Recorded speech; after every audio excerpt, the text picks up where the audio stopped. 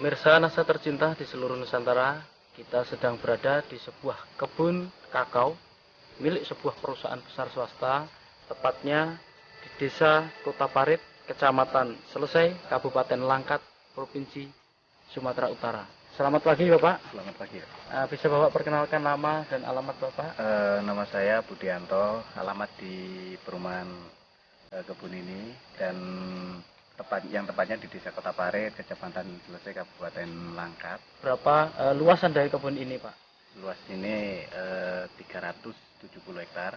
Umurnya itu variasi antara 15 sampai 20 tahun, tapi yang banyak di 20 tahunnya. Jenisnya yang dipakai adalah jenis Cirolo dan Forastero. Sudah menggunakan produk NASA? Sudah. Apa saja Pak? Yang digunakan di sini adalah NASA sama hormonik. Saya gunakan dengan spot. Untuk dosisnya? Iya, dosisnya 4 tutup per cap Ya. ditambah 1 tutup hormon. Itu Bapak gunakan berapa luasan dan berapa habisnya Pak? Yang saya gunakan kurang lebih 150 hektar. Nah, itu menggunakan 200 pasang per bulan. Kemudian untuk luasan 370 hektar ini sudah menggunakan produk NASA, itu berapa blok Pak? Saya coba sudah kurang lebih 60% dari luasan itu sudah menggunakan produk NASA. Tapi saya aplikasikan mulai bulan Januari tahun 2005. Untuk intervalnya Pak, interval pemupukan NASA yang Bapak lakukan untuk kebun ini, itu bagaimana Pak? Iya. Jadi kita sesuaikan dengan tren produksi yang ada di Sumatera Utara. Itu tren produksi pada bulan Agustus sampai dengan bulan Maret, sehingga saya gunakan pas musim bunga di bulan Februari sama Maret untuk merangsang bunga di situ. Dan aplikasi kedua nanti di bulan September Oktober ini untuk semester 1 tahun depannya. Selain pupuk dari NASA, Bapak masih juga menggunakan pupuk kimianya Pak ya? Masih. Biasanya itu dalam 1 tahun, itu Bapak menggunakan untuk per pokok berapa Pak? Itu sesuai dengan rekomendasi. Kita memang melakukan rekomendasi tiap 2 tahun sekali. Jadi untuk urea itu 600 gram yang diaplikasikan 2 kali. SP sama KCL masing-masing 100 gram juga diaplikasikan setahun 2 kali. Kemudian kalau dilihat Pak ya, tanaman di sini, jarak tanamnya berapa ini Pak? Ini memang bekas tanaman karet yang ditanami di bawahnya dengan cara nanam biji atau yang dikenal dengan seed head stick. Jadi jaraknya itu variasi, ada yang 1-2, ada yang 2-4. Dengan kerapatan pohon, kalau yang tanaman rapat gini sampai 1.500. Tapi yang untuk ukuran 24, sekarang rata-rata populasi tinggal kurang lebih 800 pohon per hektar. Kemudian dilihat dari naungan Pak, kayaknya di sini juga lumayan cukup banyak naungan. Ini kira-kira apa saja ini Pak pohon naungan di sini nih Pak? Ya, ini kita untuk naungan coklatnya yang pokok itu menggunakan Glyriside, tapi untuk buffer untuk angin itu menggunakan mahoni.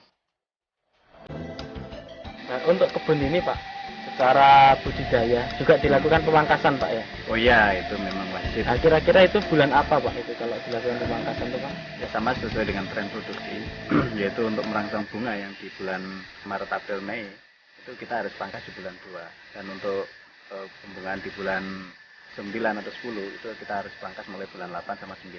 Untuk teorinya pangkas Pak? Pada prinsipnya yang penting di situ adalah penyinaran bisa masuk, sehingga cabang-cabang kayak cabang air, cabang kering, dan cabang yang kena penyakit itu harus dipotong. Dan yang penting lagi adalah tanaman yang udah tinggi itu harus ditopeng. Setelah Bapak menggunakan produk dari NASA ini Pak, apa yang Bapak rasakan atau yang Bapak lihat perkembangan dari tanaman atau kebun coklat Bapak ini Pak? Dari segi pertumbuhan vegetatifnya dari daun memang ya cukup menggembirakan, yaitu cukup subur. Dan dari bunga-bunga yang mentil, yang muncul, jadi itu juga kenaikan produksi. Dari tahun sebelumnya itu ada kenaikan kurang lebih 20%. 20% ya Pak kenaikannya ya, Iya. dari tahun lalu. Kemudian yang lain Pak, Bapak sudah menggunakan produk NASA dari pupuknya. Nah, kemudian untuk agensi hayatinya, Bapak sudah menggunakan belum Pak? Sudah kita coba beberapa blok untuk persiapan jangka panjang, tapi masih diamati untuk perkembangan tingkat serangan hama dan penyakit yang ada di sini. Jadi belum bisa Bapak sampaikan di sini ya? Belum. Ya. Pakai apa Pak ininya? Untuk perkembangan Phytophthora jamur itu menggunakan Glio. Dan untuk hama saya coba dengan menggunakan Pestona yang saya campur dengan Aero. Pada buahnya itu ada perubahan secara kualitas atau tidak, Pak? Secara kualitas memang ada ya, terutama untuk yang kena serang hama penyakit itu saat sekarang menunjukkan tanda-tanda ada penurunan, dan biasanya mecah itu kulit buah itu keras, ini agak-agak mudah. Dan yang menggembirakan lagi itu dari rendemen itu ada kenaikan, itu biasanya itu 33 sampai dengan 35, ini bisa ke 37-38%. Pemirsa masa di sini Bapak Budianto selaku manajer di sebuah kebun kakao ini, beliau juga sebagai manajer di processing atau di pabrik dari pengolahan kakao. Bagaimana prosesnya kemudian sampai akhir termasuk dalam fermentasi dan rendemennya, Pak? Setelah buah dipanen dari lapangan, itu siang hari atau sore hari tergantung dari siapnya panen, itu diangkut ke pabrik. Nah, di sana buah kakao tadi langsung ditimbang berapa bobotnya dan langsung dimasukkan ke dalam kotak fermentasi.